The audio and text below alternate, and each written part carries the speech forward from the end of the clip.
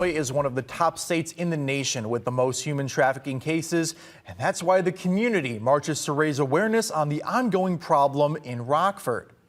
23 News reporter Alyssa Reamer learns more about Saturday's March for Freedom in Rockford and why it's so important to the dozens of community members who participated. Brittany Kemper started March for Freedom because she says after finding alarming data, there's a great need in Rockford to advocate for victims of human trafficking.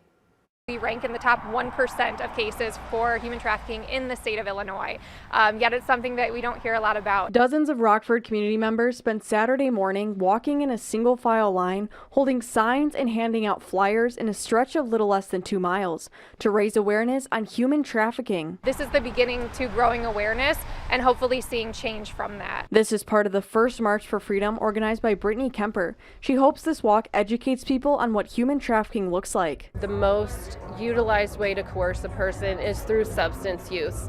A person becomes dependent on a substance, and then a trafficker will use that to their advantage, either withholding that substance from a person or maybe intentionally overdosing a person. Kemper teamed up with Rockford Alliance Against Sexual Exploitation to offer resources to walkers, including a program designed to teach area youth how to protect themselves from human traffickers. Here to support survivors that are in our community, to know that there's an agency in town that is there for them. Megan Vold with Raise says she hopes this March for Freedom helps the younger generation understand what exactly human trafficking is. Empowering that generation to know what those signs are so that they never have to face the crime of human trafficking. If we aren't aware and we don't acknowledge that it exists, nothing is going to happen.